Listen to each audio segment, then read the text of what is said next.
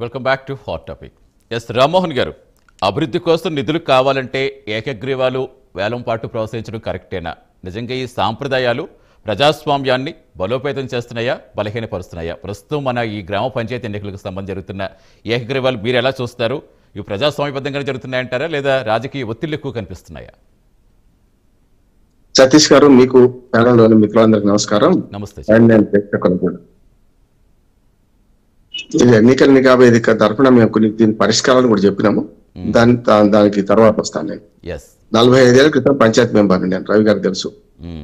అట్లాగే 40 ఏళ్ల క్రితం సర్పంచ్ను, మండల ఉపాధ్యక్షుడిని, మండల అధ్యక్షుడిని.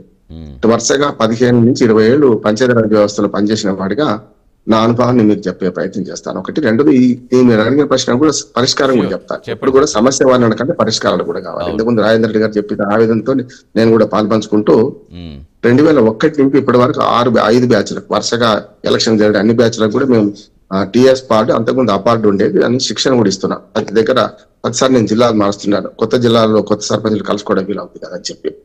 అట్లాగే సాధికారత సమస్య అంటే పంచాయతీలు, స్థానిక ప్రభుత్వాల, దానికి స్థానిక ప్రభుత్వం అంటున్నాం మేము, స్థానిక సంస్థలు కాదు, లోకల్ బాడీస్ అంతకంటే కావు. స్థానిక ప్రభుత్వాల సాధికారత సమైక్య కూడా 2 రాష్ట్రాలు, ఉభయ తెలుగు రాష్ట్రాలు పనిచేస్తున్నాడు. ఈ అనుభవంతో 4 విషయాలు చెప్తాను. ఒకటేమో, గతంలో మీరు అన్నట్టు ఏకగ్రీవాలు చాలా ఆదర్శంగా ఉండేవి. నేను మా ఊరికి 2వ సర్పంచ్నే.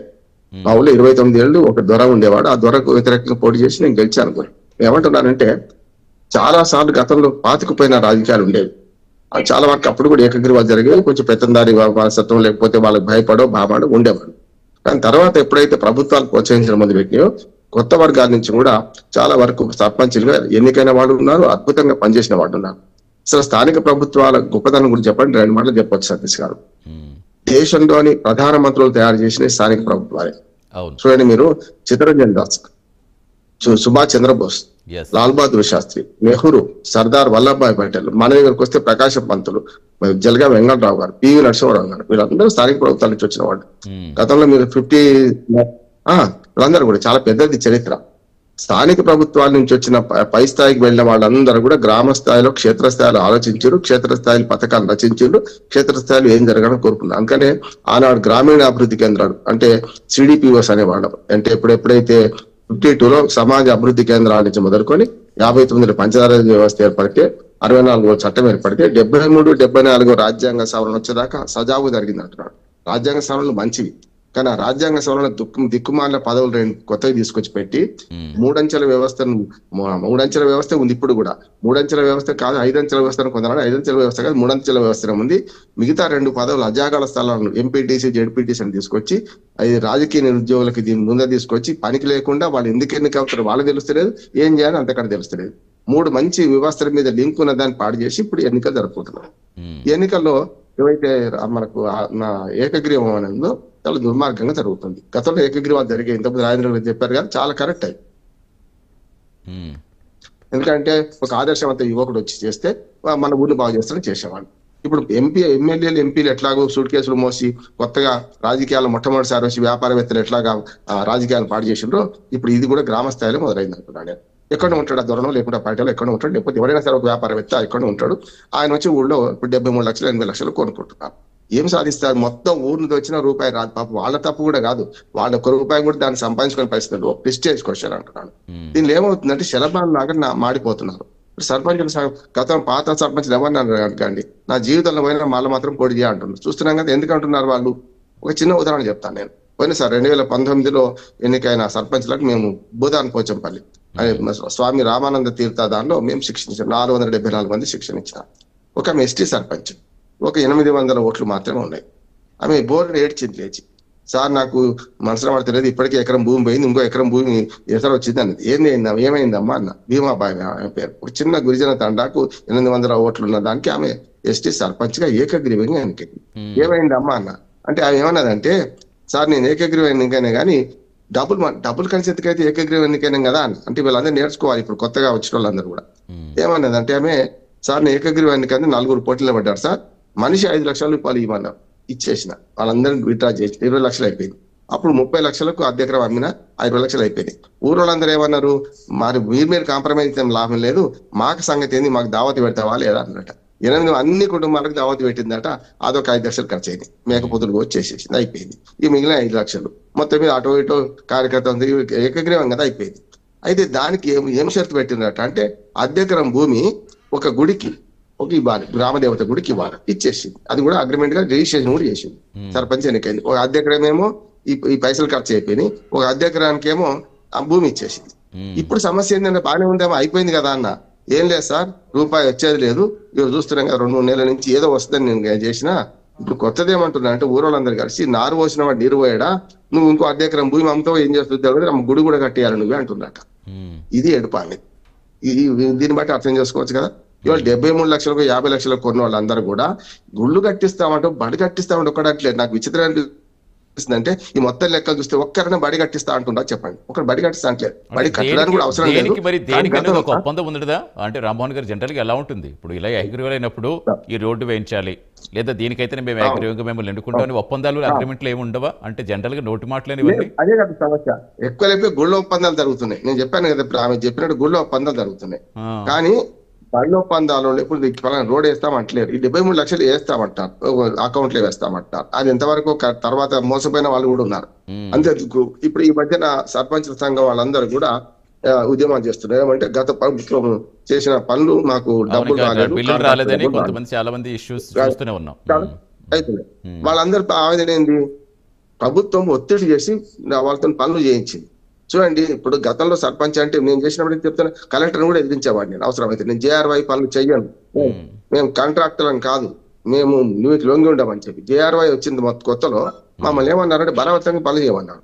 నేనన్నా పంచాయతీ రూల్స్ చదవండి, పంచాయతీ రూల్స్ ఏమున్నాయి, ఎప్పుడు కూడా వార్డు మెంబర్లు కానీ సర్పంచ్లు కానీ తమ పంచాయతీలో జరిగే అభివృద్ధి పనులు ఏవి కూడా కాంట్రాక్ట్ తీసుకోవడానికి వీలేదు. నువ్వు JRY ప్రకారం నాకెట్లా ఇస్తావు, నేను ఎవరితో చేయిస్తావు, వాళ్ళు చేస్తారని అంటే ఎదిరించే మనస్తత్వం పోయి ఇప్పుడు ఏమైందంటే 2018 చట్టం వచ్చిన తర్వాత నేను ఆ చట్టం తయారీలో కీలక పాత్ర మనకు TS పార్టీలో మేము రాశాం కూడా దాన్ని. అందులో మొత్తం తుంగల దొక్కి గతంలో కేసీఆర్ గారు పార్టీలు పక్కన పెడతాం.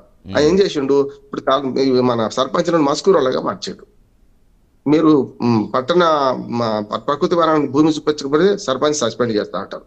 అట్లానే మీకు ట్రాక్టర్ కొనకపోతే సర్పంచ్ సస్పెండ్ చేస్తా అన్నారు. ప్రతిదానికి మీరు ఆఖరికి శ్మశానానికి వైకుంఠ ధామానికి భూమి చూపించుకోవాలి, ఎవరు చేయాలి, ఎవరు భూమి చూపించాలి, MRO చూపించాలి. ఆ ఊళ్ళో భూమి ఏది ఉంది, ప్రభుత్వం ఉంది చూపించాలి కదా.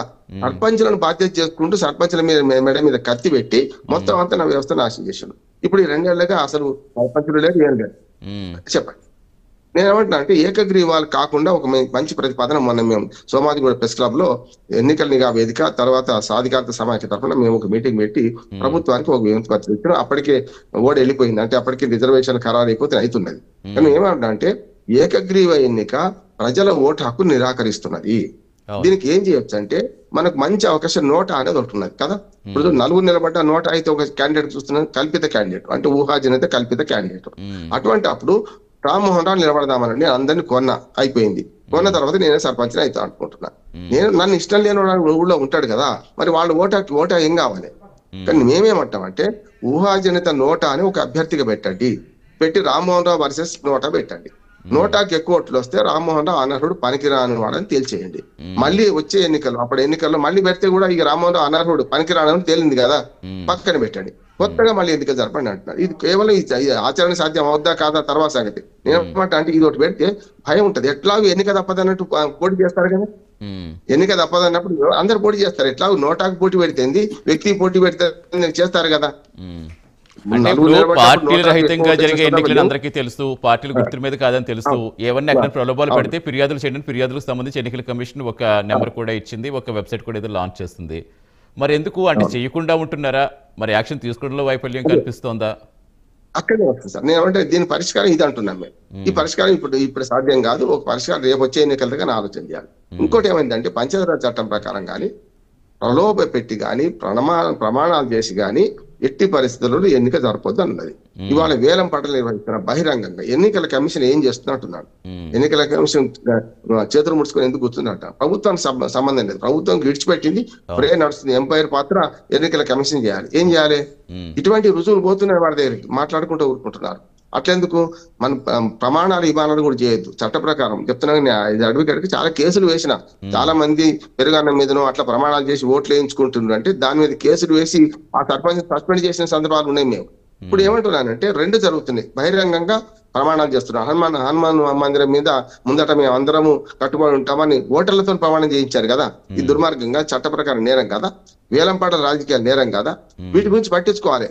అట్లానే మేము ఒక కోరిక కోరితే మొన్న ఏం చేశారని మేము చెప్పిన సూచనలు పాటించి ఎలక్షన్ కమిషన్ ఒక మంచి పని చేసింది. ఏంటంటే విత్డ్రాయల్ చేసే వాళ్లకు భయపెట్టి చేస్తున్నారు, బలవంతంగా చేస్తున్నారు తప్ప చేస్తలేరంటే ఒక అఫిడవిట్ అన్న ఇవ్వమని ఒక ప్రతిపాదన పెట్టారు. ఇప్పుడు ఏం చేస్తున్నారంటే గతంలో విత్డ్రాయల్ చేసేవాళ్ళు సంతకం పెట్టి పంపిస్తే అయిపోయింది. ఇప్పుడు అట్లాగా నేను ఎవరి బలవంతానికి లోన్ కాకుండా నా ఇష్టపూర్వకంగా విత్డ్రాయల్ చేసుకుంటున్నా, అది కూడా సంతకం పెట్టే సమస్య కాదు, కానీ కొంత చెక్స్ అండ్ బ్యాలెన్సెస్ ఉండాలని చెప్పి పెట్టినాము. ఇప్పుడు ఏమైందంటే ఒక అఫిడవిట్ కూడా ఇవ్వాలి విత్డ్రాల్ చేసుకునే వాళ్ళు కూడా. ఎందుకంటే ఇప్పుడు విత్డ్రాల్ జరిగేదానికి 3వ తారీఖు దాకా రేపటి దాకా ఛాన్స్ ఉన్నది. ఇప్పుడు మొదటి విడదానికి, రెండవ విడదానికి మళ్ళీ ఇప్పుడు నామినేషన్లు వాటికి అయిపోతాయి. కనుక చూస్తే ఏంటంటే ఈ మొత్తం వ్యవస్థలు జరుగుతున్నది ఏంటంటే ఇవాళ డబ్బున్న వాడు వీటిని కొనుక్కుంటున్నాడు. దీనిలో పోనీ ఏమైనా ఉందా అంటే చెప్తున్నా కదా, శలభలాగా మాడిపోవడం తప్ప ఏం లేదు. మరొకసారి సర్పంచ్ గా పోటీ చేయడం అనే ఒక ఆలోచనకు వస్తున్నారు. దీనిలో రెండు ఏంటంటే గ్రామాభివృద్ధి కోసం పాటుపడే యువత రావాలంటే ఖచ్చితంగా ఎన్నికలు జరగాలంటున్నాను. ఇంకొకటి ఏంటంటే గతంలో భూస్వాములు పెట్టుబడిదారులు చాలా మంది ఎక్కువ మంది వచ్చేవాళ్ళు. 73, 74 రాజ్యాంగ సవరణ వచ్చిన తర్వాత దళితులు, పేదలు, ముఖ్యంగా మహిళలు సగం మంది మహిళలు అవుతున్నారు. గతంలో ఇంకొక సమస్య ఏంటంటే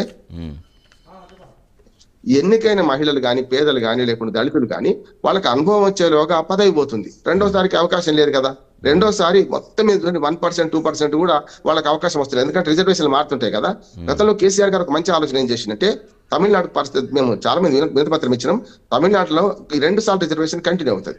ఒక ఎస్సీకి వచ్చింది అనుకోండి, అదే ఎస్సీ రిజర్వేషన్ 2వ సారి కూడా కంటిన్యూ అవుతుంది. అప్పుడు ఏమైందని చేసేవాడికి నేను ఇప్పుడు చేస్తే బాగా చేస్తే వచ్చేసారి నన్నే అనుకుంటారు అనే ఒక భావన వస్తుంది. దాన్ని ప్రవేశపెట్టింది. ఇప్పుడు మళ్ళీ ఆటాన్ని తీసుకుపోయింది, కొత్త ప్రభుత్వం వచ్చింది, మళ్ళీ రిజర్వేషన్ మొదలన్నది. ఎందుకంటే దానికి కారణం కూడా ఉంది. డిలిమిటేషన్ జరిగింది. కొత్తగా సర్పంచులు చాలా మంది మన కొత్త పంచాయతీలు ఏర్పడ్డాయి, కొత్త మండలాలు ఏర్పడ్డాయి. ఇవన్నిటితో ఏమైందంటే మళ్ళీ మొదటికి వచ్చింది. ఇప్పటికైనా సరే నీ ప్రభుత్వం అయిపోయింది. ఎంపీటీసీ, జెడ్పీటీసీ ఉన్నాయి పార్టీ టికెట్ల మీద కదా. ప్రభుత్వం ఆలోచించి ఏం చేయాలంటే ఇప్పుడు రిజర్వేషన్ కొత్తగా ప్రకటిస్తున్నారు కదా, రెండోసారి కూడా ఇవే రిజర్వేషన్ కొనసాగుతాయని చెప్తే అప్పుడు సాధ్యమైంది అంటున్నాను. ఎందుకంటే ఇప్పుడు ఈ దులుపుకొని పోదాం, ఈ సంవత్సరం ఈ 5 సంవత్సరాలు నా పదవి ఉంటది, వచ్చేసారి నేను ఎట్లా గాను అనుకున్నప్పుడు అవినీతి కూడా పెరుగుతుంది కదా. దులుపుకొని పోదాం అనుకుంటారు కదా. అలా కాకుండా రెండోసారి రిజర్వేషన్ ప్రవేశపెట్టడం ఒకటి, ఒక్క మాట, రెండోసారి రిజర్వేషన్ ప్రవేశపెట్టడం ఒకటి. రెండోది ఏకగ్రీవాలు కాకుండా సాధ్యమైనంత వరకు మేము చెప్పిన పరిష్కారం ఇప్పుడు పనికి రాకపోవచ్చు. రేపు ఎంపీటీ